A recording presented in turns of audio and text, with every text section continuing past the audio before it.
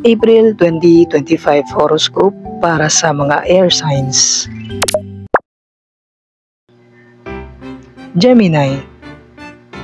Ang buwan ng April ay magdadala ng bagong pagkakataon para sa pagpapalawak ng iyong kaalaman at mga kasanayan.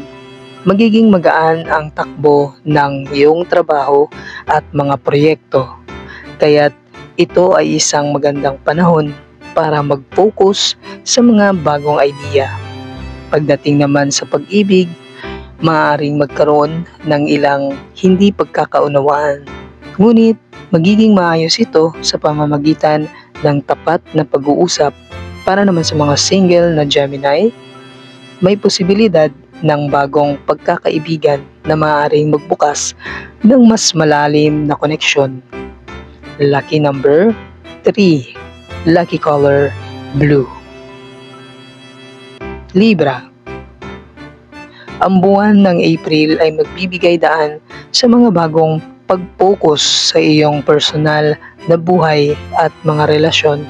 Magiging magaan ang daloy ng mga usapan, kaya't magagamit mo ito upang ayusin ang mga bagay na matagal mo nang hindi nasusolusyonan. Pagdating sa iyong trabaho, maaaring makatagpo ka ng bagong inspirasyon o proyekto na magpapasigla sa iyong karera. Pagdating naman sa inyong love life, mag-focus sa mas malalim na komunikasyon upang mapalakas ang inyong relasyon. Para naman sa mga single, magiging masaya ang iyong buwan. Ngunit kailangan ng kaunting oras upang matutunan kung ano ang gusto mo sa isang partner. Lucky number 7. Lucky color, white. Aquarius. Magiging mas makulay at puno ng inspirasyon ang iyong buwan.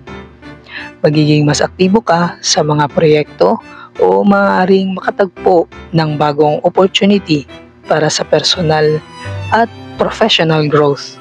Magandang pagkakataon ito para maglaan ng oras sa mga bagay na nagbibigay saya sa iyo.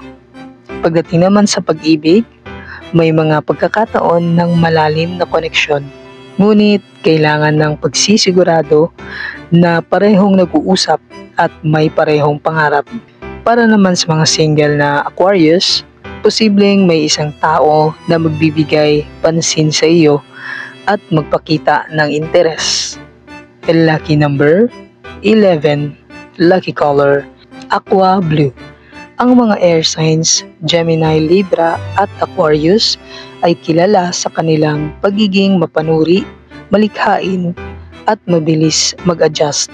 Ngayong April, ang mga air signs ay magkakaroon ng pagkakataon na mag-focus sa kanilang komunikasyon, relasyon at mga projects.